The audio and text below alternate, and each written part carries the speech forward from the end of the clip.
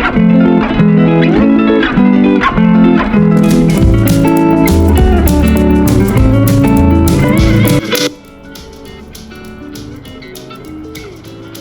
મિત્રો, નમસ્કાર. આજે કેનેડાની ટૂરમાં આપણે જઈ રહ્યા છીએ લેક ઓન્ટારિયો, ટોરન્ટો. લેક ઓન્ટારિયોની વેસ્ટર્ન સાઈડમાં. લેક ઓન્ટારિયો માટે એવું કહેવાય છે કે તે નોર્થ અમેરિકાનું સૌથી નાનું સરોવર છે મીઠા પાણીનું, પરંતુ તે 5 સ્ટેટ, તે એક તરફ ન્યુયોર્ક અને બીજી તરફ ઓન્ટારિયો કેનેડાને બંનેને જોડે છે. તેનો એરિયા જુઓ તો અંદાજે 18,960 ચોરસ મીટર છે અને લંબાઈ લગભગ 311 કિલોમીટર, પહોળાઈ 85 કિલોમીટર અને ઊંડાઈ લગભગ એવરેજ ગણો તો 244 મીટરની છે. એટલે દૂરથી તમને આપણને એવું લાગે કે આ સમુદ્ર હશે કે, પરંતુ આ તળાવ જે ખારા પાણી મીઠા પાણીનું તળાવ છે, સમુદ્ર નથી. અને આજે આપણે તેની મુલાકાતે જઈ રહ્યા છીએ. આસપાસના જે અહીંના જે હાઉસ કહેવાય છે તે નજરે પડે છે. મેટ્રો, ટ્રામ,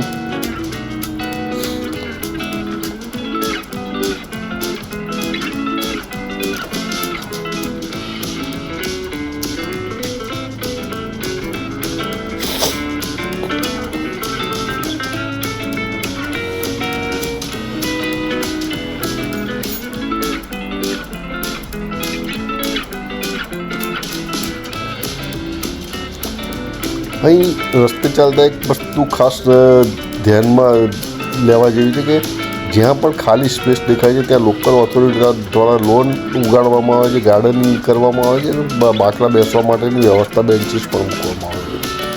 હાઈવે ક્રોસ ના કરવો પડે તે માટે આ રીતે ફૂટ ઓવરબ્રિજ બનાવેલો છે. ફૂટ ઓવરબ્રિજ ક્રોસ કરીને પેલી તરફ જઈશું ત્યારે આપણે ઓન્ટારિયો લેક પર પ્રવેશ કરીશું.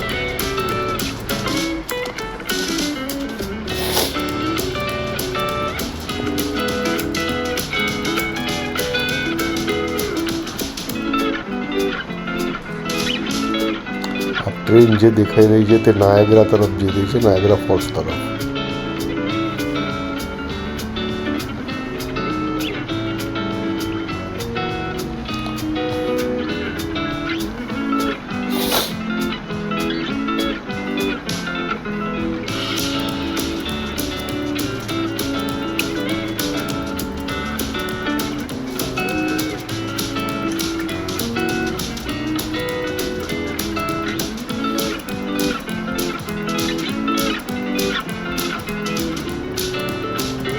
દેખાય છે અહીંયાનું બેન્ક્વેટ છે.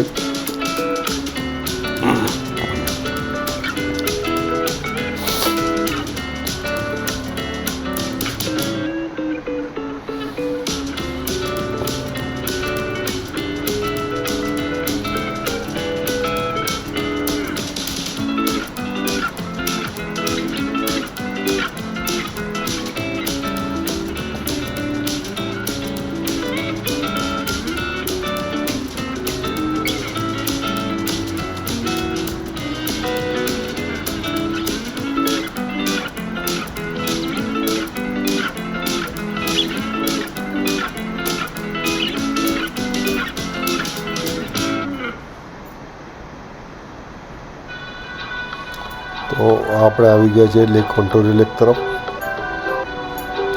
ખૂબ જ વિશાળ તળાવ છે, સમુદ્ર જેવું લાગે છે અને બીજી તરફ ન્યુયોર્ક આવે છે અમેરિકાનું.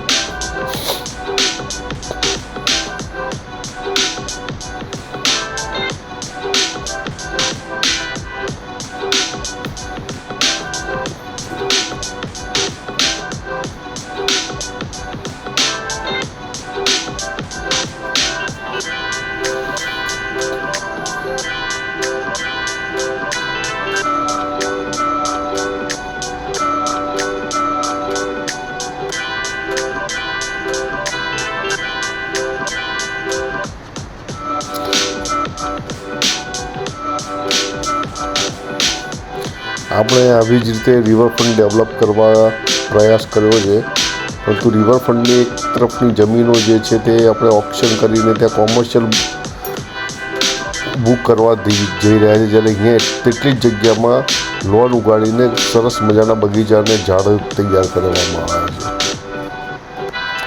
નાગરિકો માટે બેસવાની સારામાં સારી વ્યવસ્થા પણ કરવામાં આવી છે.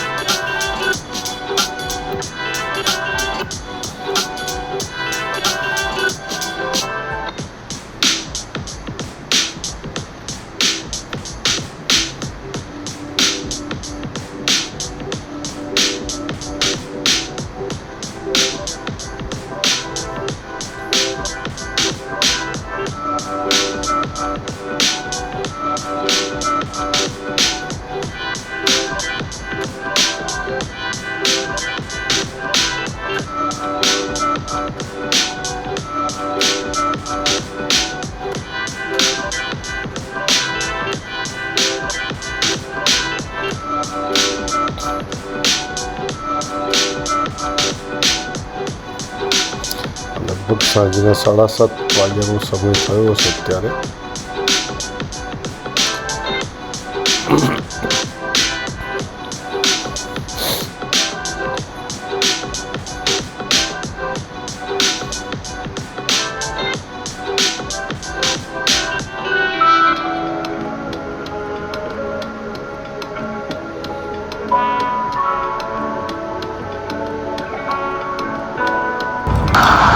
અત્યારે રાતના 8 વાગ્યા છે અને રાત કેવી સાંજ કેવી કે બપોર કેવી તે જ ખબર નથી પડતી. ફૂલ સનસાઇન છે, આટલા તડકો છે, સ્થાનિકો અહીંયા આટલા તડકામાં પણ આટલી ગરમીમાં પણ ફૂલ એન્જોયમેન્ટ કરી રહ્યા છે લેક ઓન્ટારિયોમાં. અને આપણે જે પ્રથમ ગયા હતા તે લેક શો હતું એની વેસ્ટર્ન સાઈડ જે લેક ઓન્ટારિયો છે અહીંયા આવ્યા છે. આજે એની એન્જોયમેન્ટ કરી આપણે. આપનો અભિપ્રાય જણાવો, આપણે વિડીયો કેવી લાગી અને અહીંનું વાતાવરણ કેવું લાગ્યું. અહીં મિત્રો એક સિંગર કપલ સરસ મજાનો બેન્ડ લઈને પોતાની મ્યુઝિક સિસ્ટમ સાથે આવ્યું છે, તે પણ આપણે જોવા મળશે. અને અહીં નાગરિકોના એન્જોયમેન્ટ માટે, જે સહેલાણીઓ હોય છે તેમના એન્જોયમેન્ટ માટે પોતાની મસ્તીમાં ખૂબ જ સરસ મ્યુઝિક અને ગીત આપ્યા હતા, તે પણ હવે આપણે જોઈશું.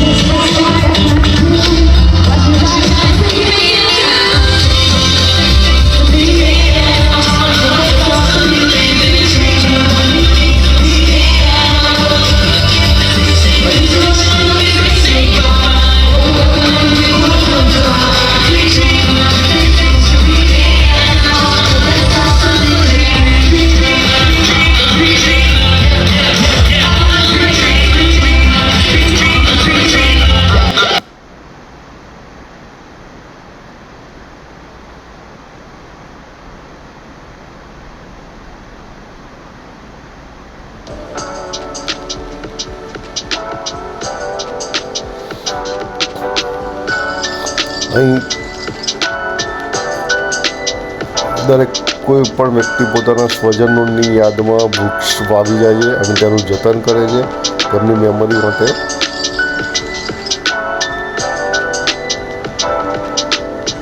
આવી સ્કીમ આપણે અમદાવાદમાં પણ લાવ્યા હતા, પરંતુ લગભગ સફળ થઈ નથી.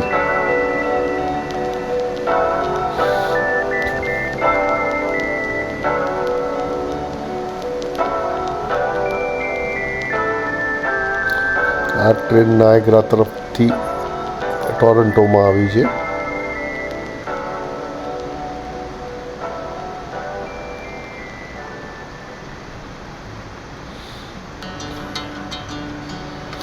અહીં સ્થાનિકોમાં સાયકલનું મહત્વ ખૂબ જ વધારે છે.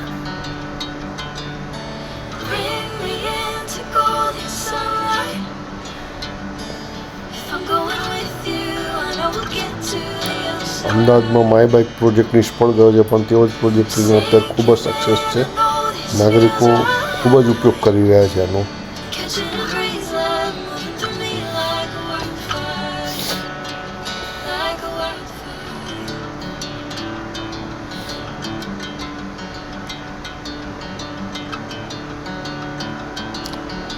લેક ઓન્ટારિયોનું પૂરું ડ્રોઈંગ છે, મેપ બતાવે છે.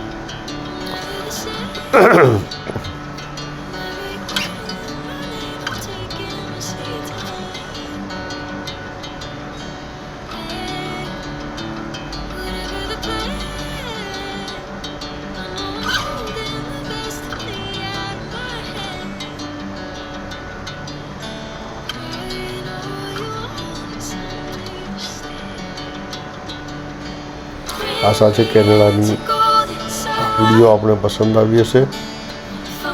પસંદ આવ્યો તો લાઈક કરજો, સબસ્ક્રાઈબ કરજો અને આપનો અભિપ્રાય જરૂર જણાવજો.